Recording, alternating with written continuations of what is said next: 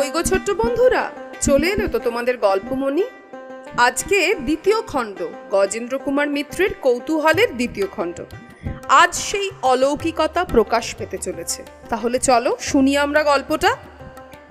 মনোরমা তো ভয় পেয়েছিলেন, কারণ রাত তার দিকে এগিয়ে আসছিল। তবুও তিনি প্রস্তুত হলেন তাঁর সাধ্যমতো। মা কামাক্ষার রক্ত বস্ত্র নিয়ে আঁচলে বাঁধলেন, কালীঘাটের নির্মাল্য আনিয়ে রাখলেন, ছেলের বালিশের নিচেও রাখলেন। নিজে দ্বীপ্রহরের পর আর জলবিন্দুটুকু গ্রহণ করলেন না, পাছে প্রাকৃতিক কারণে উঠতে হয়। কোনো কারণেই ছেলের বিছানা ছাড়া যাবে না। গুরুদেবের এ নির্দেশ তিনি ভোলেননি। তিনি যে কিছু খেলেন না তাতে অবশ্য বিস্মিতও হলো না কেউ, কারণ ছেলে কিছু খাচ্ছে না। এ অবস্থায় মায়ের গলা দিয়ে কি কিছু নাবে? এটাই তো স্বাভাবিক। সন্ধ্যের পর থেকে রাত 12টা পর্যন্ত স্বাভাবিকভাবেই কাটল, কোনো অঘটনই ঘটল না। রোগী অবশ্য তেমন বেহুশ অবস্থাতেই পড়ে আছে। ভেতরে ভেতরে যে কষ্ট হচ্ছে একটা, মধ্যে মধ্যে সামান্য অস্পষ্ট একটা গোঁগানিতে সেটা বোঝা যাচ্ছে। মধ্যে মধ্যে শুকনো ঠোঁট দুটো বিস্ফারিত করে কি যেন বলতে চাইছে। জল চাইছে অনুমান করেই জল দিচ্ছেন মনোরমা, এক এক চামচ করে। ডাবের জল, গ্লুকোজের জল সবই তৈরি, কিন্তু খেতে না পারলে খাওয়াবেন কেমন করে? বসেছিলেন হরিশবাবু। সন্ধে পর্যন্ত জ্বর না কমতে বড় ডাক্তার ডাকতে চেয়েছিলেন। মনোরমাই ডাকতে দেননি, বলেছিলেন অন্য কোনো রোগের লক্ষণ পাওয়া যাচ্ছে না, বড় ডাক্তার এসেও কিছু বুঝবেন না, একটা দিন যাক, তখন ডাকলেই হবে। ইনিও বেশ বুঝতে পারছি আধারেই ঢিল ছুঁড়ছেন, যাকে ডাকবে তিনিও তাই করবেন। অগত্যা হরিশবাবু সে চেষ্টা করতে পারেননি। বসেই ছিলেন চুপ করে, আর ঘন্টায় ঘন্টায় জ্বর দেখছিলেন। মনোরমাই জোর করে পাঠিয়ে দিলেন একটু শুতে। দুজনেই রাত জেগে তো লাভ নেই, বরং তুমি এখন একটু বিশ্রাম নিয়ে রাখলে কাল দিনের বেলায় দেখতে পারবে। আমি তখন গড়াতে পারবো, আর যখন কেউ নেই আমাদের দুজনকেই দেখতে হবে, তখন যাতে একটু খাড়া থাকতে পারি সেদিকটাও তো লক্ষ্য রাখা দরকার নাকি? তবু তখনই যেতে পারেননি। মনোরমার পীড়াপিড়িতে বলেছিলেন, তা তুমি না হয় রাতটা একটু বিশ্রাম নাও না, আমি না হয় বসি। না, দৃঢ় কণ্ঠে উত্তর দিয়েছিলেন মনোরমা। রাত্রির বেলা ছেলেকে কারুর হাতে ছেড়ে যেতে ভরসা হবে না, তোমার হাতেও না। অগত্যা আরো খানিকটা দেখে পাশের ঘরে শুতে গিয়েছিলেন হরিশবাবু। রাত ধীরে ধীরে গভীর হচ্ছে। মনোরমা একাই ছিলেন ছেলের পাশে। ভয় খুবই হচ্ছিল, কিন্তু তার এটা উভয় সংকট, কি না জানি ঘটবে সেটা হরিশবাবুর সামনে না ঘটাই ভালো। নানান প্রশ্ন, উদগ্র কৌতূহলের সামনে মনোরমার কথাটা চেপে থাকা হয়তো শক্ত হবে। আবার ভয় হচ্ছে একা সেই অজানা ভয়ঙ্করের সম্মুখীন হতে পারবেন তো? এতটা ঝুঁকি ঘাড়ে নিয়ে বিপদ বাড়িয়ে তুলছেন না তো? এই দ্বিধার টানাটানিতে ক্ষতবিক্ষত হয়ে শেষ অবধি যে যুক্তি তিনি হরিশবাবুকে দেখিয়েছিলেন, সে যুক্তি সজোরে আঁকড়ে ধরলেন। সত্যি দুজনে রাত জাগলে মুশকিল, কাল দিনের বেলায় দুজনেই অবসন্ন হয়ে পড়বেন, তখন দেখবে কে? মেয়েটার কাছে টেলিগ্রাম গেছে বটে, তবে যত তাড়াতাড়ি হোক কাল সন্ধ্যের আগে তো তারা পৌঁছতে পারবে না। রাত 12টার বেশ খানিকটা পরে সমীরের সেই বেহুশ ভাবটা অনেকটা কেটে এলো, অনেকটা। ব্যাস, উনিও অনেকটা নিশ্চিন্ত হলেন। সে চোখ মেলে মার মুখের দিকে চেয়ে যেন চিনতেও পারল তাকে। এবার আর ঠোঁট নেড়ে নয়, কথা বলেই জানালো, জল জল দাও। সব হাতের কাছেই গুছিয়ে নিয়ে বসেছিলেন মনোরমা। তাড়াতাড়ি ফিডিং কাপে একটু গ্লুকোজ গুলে খাওয়াতে গেলেন। কিন্তু সে জল ওর মুখে যাওয়ার আগেই এক ভয়ানক কাণ্ড ঘটে গেল। ঘরের দরজার দিকে মুখ করে শুয়েছিল সমীর। চোখ মেলে পাশে মার মুখের দিকেই তাকিয়েছিল। এবার জল খাওয়ার জন্য মুখটা সোজা করে উঠতেই চোখটা গেল দরজার দিকে, আর সঙ্গে সঙ্গে বিকট একটা চিৎকার করলো। তার আগে বাপরে চিৎকার অনেক শুনেছেন মনোরমা, কিন্তু এরকম কখনো শোনেননি। তাকে বিকট বললে কিছুই বলা হয় না, পৈশাচিক বলতে কি বোঝায় তা মনোরমা অবশ্য জানেন না, তবে একটা অস্পষ্ট ধারণা হয় এ তার চেয়ে ঢের ঢের বেশি ভয়াবহ। সে চিৎকার শুনলে সমস্ত শরীর যেন কেমন অবশ হয়ে আসে, বুকের মধ্যে কাঁপুনি লাগে। মনোরমার মনে হলো তার মাথা থেকে মেরুদণ্ড বেয়ে যেন বরফের মতন কি একটা জিনিস নেমে গেল। আরো অবিশ্বাস্য, এই চিৎকার কি সত্যি তার সমীরের গলা দিয়ে বেরোলো? এই যে সুস্থ শরীরে ওর পক্ষে গলা দিয়ে বার করা সম্ভব বলে মনে করেন না মনোরমা। তবে এখন এই প্রায় 24 ঘন্টা প্রবল জ্বর ভোগার পর এই চিৎকার বেরোলো কি করে? কিন্তু এত কিছু ভাববার অবসর পেলেন না মনোরমা, কারণ আবারও প্রায় প্রথমবারের চিৎকারের সঙ্গে সঙ্গেই আরো দুবার চিৎকার করে উঠল সমীর। তেমনি পৈশাচিক, তেমনি ভয়াবহ, তেমনি গায়ের রক্ত জল করা। সে চিৎকারে সত্যি সত্যি হাত পা অবশ হয়ে গেল তাঁর, সমস্ত শরীরে কাঁটা দিয়ে উঠল, মনে হলো মাথার চুলগুলো বোধহয় খাড়া হয়ে উঠেছে। অথচ একটা মুহূর্ত সময় পেলেন না মনোরমা নিজের শিথিল স্নায়ুগুলোকে গুছিয়ে শক্ত করে নেবার। কারণ শুধু চিৎকারই তো নয়, ওই দোরের দিকে ফিরে চিৎকার করতে করতে এসে উঠে পড়বার চেষ্টা করলো, উঠে বসলো সে চোখের নিমেষে। সময় নেই, একটু সময় নেই আর। হে গুরুদেব, হে গুরুদেব, রক্ষা করো, বল দাও। মনোরমা বোধহয় প্রাণপণ ইচ্ছা শক্তির প্রয়োগেই শুধু হাত পাগুলোকে যেন কোনো মতে কর্মক্ষম করে তুললেন। আর কিছু ভেবে না পেয়ে দুহাতে ছেলের গলা জড়িয়ে ধরে ঝুলে পড়লেন একেবারে। তবু কি ধরে রাখতে পারেন?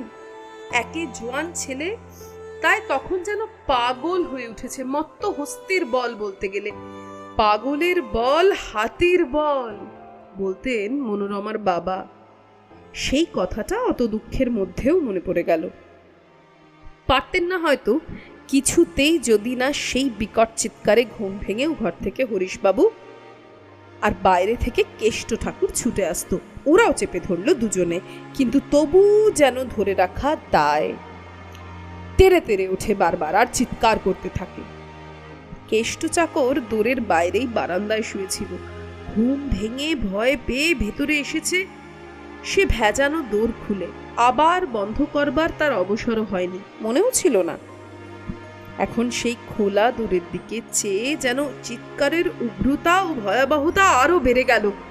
সেও ভয় পেয়েছে, প্রবল ভয় কিছু। কিন্তু এত ভয়ে কি গলা দিয়ে এরকম প্রচন্ড শব্দ বেরোয়? মনোরমার মনে হলো ওর মধ্যে যেন অশরীরী কোনো দ্বিতীয় প্রাণীর ভর হয়েছে। এই আওয়াজ তারই। হরিশবাবু বললেন, কোনো মতে তোমরা ধরে থাকো, আমি ডাক্তার ডাকি। না না, কেঁপে উঠলেন মনোরমা, আর্তনাদ করে উঠলেন, ওকে ছেড়ে যেও না, কিছুতেই উঠতে দিও না বিছানা ছেড়ে, কিছুতেই যেন না ওঠে। অবশ্য তখন নিচে থেকে ঠাকুরও ছুটে এসেছেন। না সে উপায় নেই, সে চিৎকারে পাথর ছাড়া কারোর ঘুমানো সম্ভব নয়। আশপাশে বহু বাড়িরই জালনায় জালনায় আলো জ্বলে উঠেছে। কৌতূহলী উৎসুক মুখ দেখা যাচ্ছে। নেহাত কলকাতা বলে তাই দেশে ঘাটে হলে লোক ছুটে আসতো এতক্ষণে। হরিশবাবু ঠাকুরকেই পাঠালেন পাড়ার ডাক্তারকে ডেকে আনতে। কিন্তু ততক্ষণে শুধু চিৎকার নয়, ভুল বকাও শুরু হয়েছে। ভয় পাওয়ারই কথা সেসব, কি আর করা যায়? না না না, আমি না, আমি না, আমি যাব না, আমি যাব না, সরে যা, সরে যা, চলে যা সামনে থেকে, মা আমাকে বাঁচাও, আমাকে বাঁচাও মা। আবার কখনো কখনো বলে, যাচ্ছি যাচ্ছি, দোহাই তোমার দুটি পায়ে পড়ি, মেরো না, আমি যাচ্ছি, এখনই যাচ্ছি। এমনি ধরনের ভুল বকা, আর তার মাঝে মাঝে সেই অবর্ণনীয় চিৎকার। এইভাবেই কাটলো সারা রাত। রাত 3টে নাগাদ ডাক্তার এসে কড়া ঘুমের ইঞ্জেকশন দিলেন। মাথায় বরফ চেপে ধরে মাথা ঠান্ডা করবার চেষ্টা করলেন, কিন্তু কিছুতেই কিছু হলো না। ঘুম তো দূরের কথা, একটু অবসাদ পর্যন্ত এলো না। অবশেষে একেবারে শেষ রাত্রে আকাশের পূব প্রান্তে যখন উষার আভাস পরিষ্কার হলো, যেন নিতান্ত শারীরিক ক্লান্তিতেই এলিয়ে পড়ল সমীর, কিংবা বোধ করি সেই ঘুমের ওষুধের প্রতিক্রিয়া এতক্ষণে শুরু হলো তার স্নায়ুতে। কিন্তু তবু মনোরমার মনে হলো এও ঘুম নয় ঠিক। গতকাল দিনের বেলায় বেহুশ হয়েই ছিল সে, আজও হয়তো তাই আছে শুধু। হরিশবাবু সকালে ছুটোছুটি করে বড় ডাক্তার আনলেন। বৃদ্ধা জেনেও মনোরমা বাধা দিতে পারলেন না, কারণ তাহলে অনেক জবাবদিহির মধ্যে পড়তে হবে। বড় ডাক্তার এসে লম্বা প্রেসক্রিপশন করলেন। ওষুধে, ইনজেকশনে, ডাক্তারের ফিয়ে দেখতে দেখতে 102 টাকা খরচ হয়ে গেল। কিন্তু সে ডাক্তারও স্বীকার করলেন যে রোগ এখনো তিনি ধরতে পারেননি। মেনিনজাইটিস অথবা টিউমার, কি টিউবারক্লোমা অথবা ম্যালিগন্যান্ট ম্যালেরিয়া অথবা অন্য কোনো অজানা রোগ। পরীক্ষার জন্য চাই রক্ত, মলমূত্র চাই, মেরুমজ্জা রস চাই। যতক্ষণ না সেসব পরীক্ষা হচ্ছে ততক্ষণ 8 ঘাট বাঁধা ওষুধ দিয়ে ফেলে রাখতে হবে। উপায় কি? মনোরমা দুপুরে শোবার চেষ্টা করেছিল, ঘুম হয়নি। এই অবস্থায় কি আর ঘুমানো যায়? সম্ভব নয়। হরিশবাবুও জানতেন তা। তাই আবার যখন সন্ধ্যের আগেই তোড়জোড় করে রাত্রির জন্য প্রস্তুত হয়ে ছেলের বিছানায় এসে বসলেন, মনোরমা তখন তিনি তার স্ত্রীর শান্ত শীর্ণ মুখের দিকে চেয়ে খুব উদ্বেগের সঙ্গে বললেন, তুমি এখন থেকে আর এখানে এসো না। ঘুম না হয় এমনি একটু শুয়ে নাও, আমি তো আছি। বরং বেশি রাত্রে তুলে দেবো খোঁজ। আজ আর বিশেষ কিছু গোলমাল হবে বলে আমার মনে হয় না। ডাক্তারবাবু খুব স্ট্রং হিপনোটিক ড্রাগ দিয়ে গেছেন, বলেছেন নিঃসারে পড়ে থাকবে আজ। তাছাড়া এরা তো সব আছেই। এরা অর্থাৎ মেয়েরা বিকেলেই এসে গেছে, সেই সঙ্গে তাদের মাসিমা, মেসোমশাইও। খবর পেয়ে সমীরের ছোট কাকাও এসেছেন, তিনিও রাত্রে থাকবেন। পাড়ার 2টি ছেলে সমীরের বন্ধু রাত্রে থাকবার কথা বলেছিল। অনাবশ্যক বোধে তাদেরকে বারণ করেছেন হরিশবাবু। তাদেরও ডাকলেই পাওয়া যাবে। সবই জানেন মনোরমা, কিন্তু তিনি তার বেশিও কিছু জানেন যে স্বামীর দিকে মুখ তুলে না চেয়েই বললেন, আমি রাত্রে আর কারোর ওপর ছাড়তে পারবো না ওকে। তুমি কেন, স্বয়ং ভগবান এলেও না। কাজেই ও কথা বলে কোনো লাভ নেই, তুমি বরং একটু গড়িয়ে নাও গে। শান্ত কণ্ঠেই মনোরমা বললেন। তবু হরিশবাবু বুঝলেন যে এর কোনো প্রতিবাদ কি অন্যথা সম্ভব নয়। তিনি চুপ করে গেলেন। সেদিন শুরু হলো ঠিক 12টা থেকে। বড় দেওয়াল ঘড়িটায় ঘন্টা বাজা আরম্ভ হওয়ার সঙ্গে সঙ্গেই সেই চিৎকার, তেরে তেরে ওঠা এবং ভয়ার্ত ভুলবকুনি চিৎকারের তীব্রতা বরং আরো বেশি হওয়া সম্ভব কিনা তা মনোরমা জানেন না। মনে হলো আগের দিনের থেকেও বেশি। বকুনির মধ্যেও কাতর অনুনয়, কাকুতি মিনতি, কোনো অজ্ঞাত ঘাতকের কাছ থেকে যেন অব্যাহতি পাবার জন্য প্রাণপণ চেষ্টা। সকলে মিলে ধরে রইলেন কোনো রকমে। সে দৃশ্য চোখে দেখা যায় না, সে চিৎকার কানে শোনা যায় না। বড় মেয়ে চিত্রা অজ্ঞান হয়ে গেল, ছোট মেয়ে থর থর করে কাঁপতে লাগলো। সমীরের মেসোমশাই খুব সাহসী মানুষ, তবু তাঁরও মুখ ছাইয়ের মতন সাদা হয়ে গেল। ওর কাকা ছুটে গেলেন ডাক্তারের কাছে। ডাক্তার এলেনও, কিন্তু যে পরিমাণ সেডেটিভ দেওয়া হয়ে গেছে আগেই, তারপর আর কিছু দিতে সাহস করলেন না। আবার সেই একেবারে ভোর রাত্রে শান্ত হয়ে এলো রোগী। সেদিন কিন্তু মনোরমার মনের জোর অনেকটা বেড়েছে। তিনি স্নান পুজো সেরে একটু চা খেয়ে যেন নিশ্চিন্ত হয়েই ঘুমিয়ে পড়লেন। হরিশবাবু যে 3-4 জন বড় ডাক্তার ডেকে বাড়িতে প্রায় মেডিকেল বোর্ড বসিয়ে ফেললেন, সে খবরও তিনি রাখলেন না। তাঁর এই শান্ত প্রতীক্ষাকে নিরুদ্বিগ্নতা বলে মনে করে তাঁর দিদিও মেয়েরা বিস্মিত হলেন। হরিশবাবু জিজ্ঞাসু চোখে বারবার দেখলেন, অথচ ঠিক কি প্রশ্ন করবেন, কি জানতে চাইবেন, এসব কিছুই বলে উঠতে পারলেন না শেষ পর্যন্ত। সারাদিন যে কতকটা নিশ্চিন্ত হয়েই রইল, সন্ধ্যের আগে থেকেই কিন্তু তার মুখের চেহারা বদলে গেল, অর্থাৎ বদলে গেল মনোরমার মুখের চেহারা। মনোরমা পুজো সেরে নির্মাল্য ইত্যাদি নিয়ে যখন এসে আবার ছেলের বিছানায় বসলেন, তখনকার ক্লিষ্ট মুখের ভাবটাও আবার সবার চোখে পড়ল। 3 রাত্রির কথা বলেছেন গুরুদেব, অর্থাৎ আজই সেই তৃতীয় আর শেষ রাত্রির। আজকের চাপটাই সর্বাধিক পড়বে, এটুকু বেশ বুঝতে পেরেছেন মনোরমা। পারবেন কি সেই চরম আক্রমণ সামলাতে? কুলে এসে তরি ডুববে না তো? কোনো অদৃশ্য অদেহী শক্তি তার সর্বনাশের জন্য বদ্ধপরিকর, এটা আর অজানা নেই মনোরমার, আর সেই জন্যই তার এত দুশ্চিন্তা। হে গুরু, হে ভগবান, এই শেষ রাত্রিটা সামলাবার মতন শক্তি দাও। সেদিন থেকে শুরু হলো খানিকটা আগে থেকেই, আরো প্রচন্ড, আরো তীব্র। একসময় মনে হতে লাগলো মনোরমার যে এ রাত বোধহয় আর পোহাবে না, শেষ হবে না এই নিদারুণ পরীক্ষার। হরিশবাবু, তিনি, দিদি ও কাকা সকলে মিলেও চেপে রাখতে পারছেন না। আরো বিপদ এই যে তাঁর এ বিছানা ছাড়া চলবে না কোনো মতেই। এই কথাটা ওদের মাথাতে ঢোকাতে পারছেন না ঠিক তেমন করে। বিনা কৈফিয়তে কথাটার উপর জোর দেওয়া শক্ত। যাই হোক, সে রাত্রিও কাটল শেষ পর্যন্ত। আবারও শ্রান্তিতে এলিয়ে পড়ল সমীর। আজ আর তার অন্য দিনের মতন বেহুশ নয়, সে ঘুমিয়েই পড়ল। মনোরমাও এই 3 দিন মনকে প্রাণপণে কঠিন করে রাখলেও আর পারলেন না। বিছানা ছেড়ে উঠে তিনি ঠাকুরের সামনে প্রণাম করতে গিয়ে অজ্ঞান হয়ে পড়ে গেলেন। সেদিনই জ্বর কমে গেল সমীরের। সন্ধ্যের দিকে একেবারেই ছেড়ে গেল। ডাক্তার এসে নিজের চিকিৎসার কৃতিত্বে উৎফুল্ল হয়ে উঠলেন। বললেন, ওষুধপত্র যেমন চলছে চলুক, এখনই কমানো চলবে না, এখনো কদিন খুব সাবধানে ওয়াচ করতে হবে। উইক তো খুবই, হার্টের অবস্থাও তত ভালো নয়, গার্ড করে যাওয়া চাই, নার্সিংটাও সাবধান। মনোরমা কিন্তু আর অকারণে ওই সাংঘাতিক বিষগুলো ছেলেকে খাওয়াতে রাজি হলেন না। ডাক্তার চলে যেতে সবগুলো কুড়িয়ে নিয়ে জানলা দিয়ে ছুঁড়ে বাইরে ফেলে দিলেন।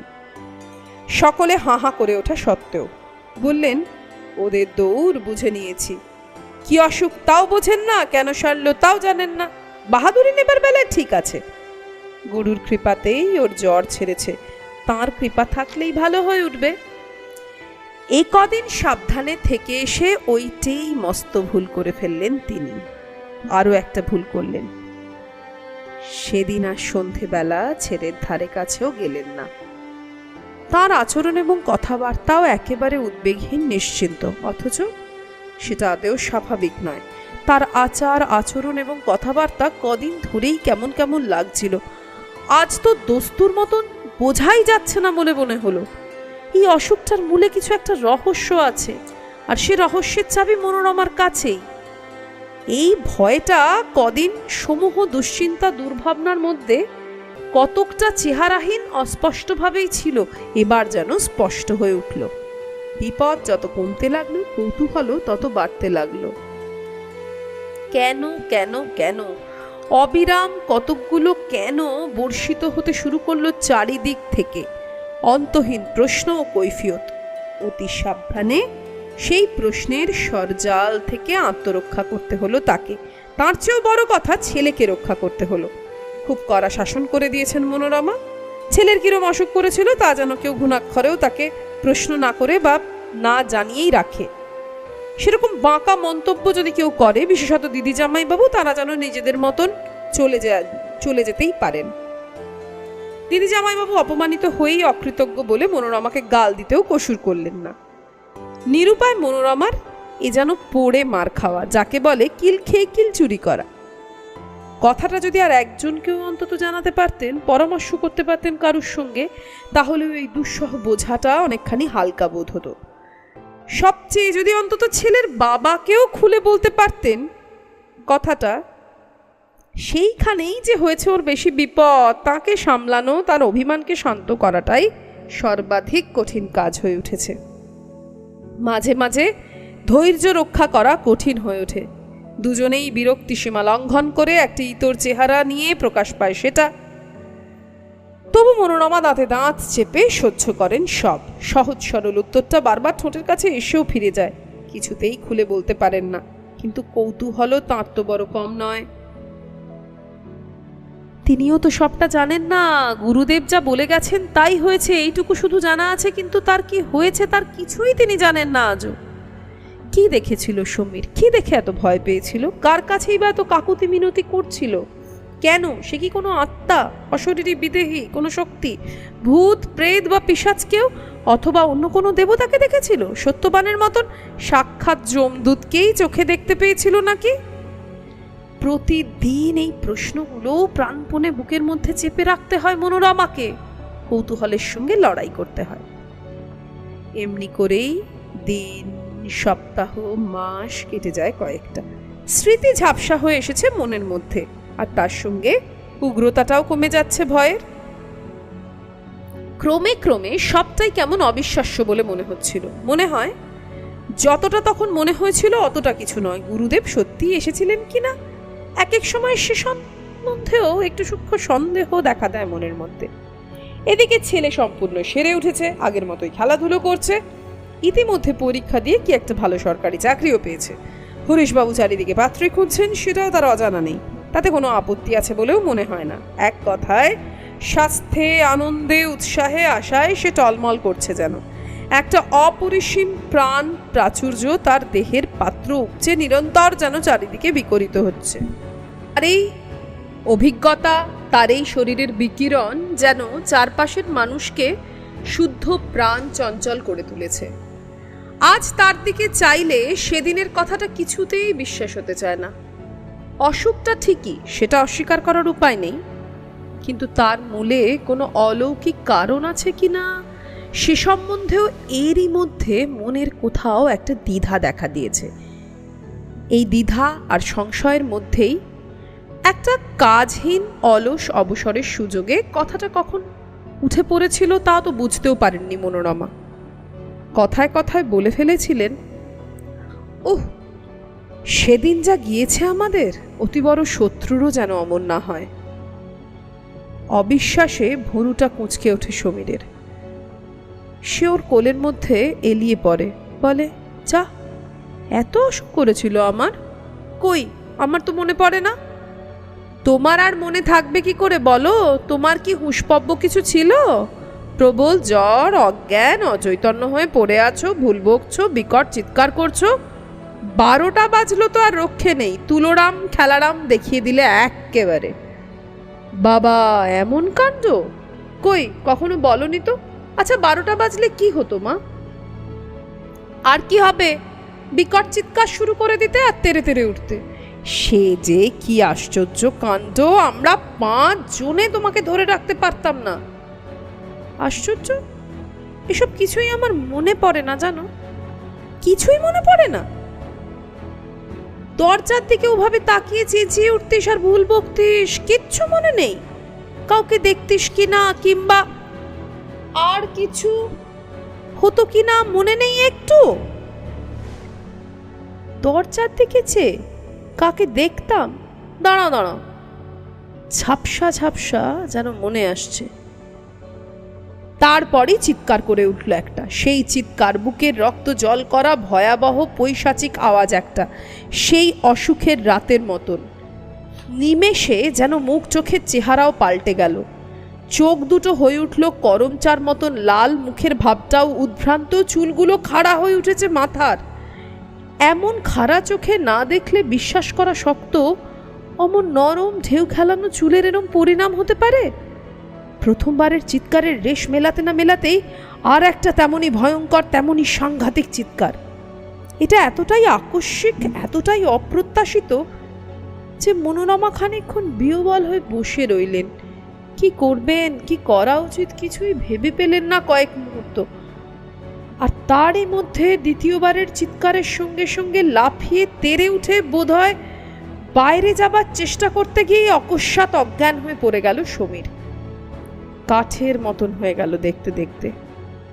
ততক্ষণে বাড়ির লোকজন সবাই ছুটে এসেছে বই কি, ছুটে এসেছেন হরিশবাবু। বিস্তৃত প্রায় স্মৃতি, তার পরিপূর্ণ আতঙ্কের চেহারা নিয়ে সকলের মনেই জেগে উঠেছে আবার এক নিমেষের মধ্যে।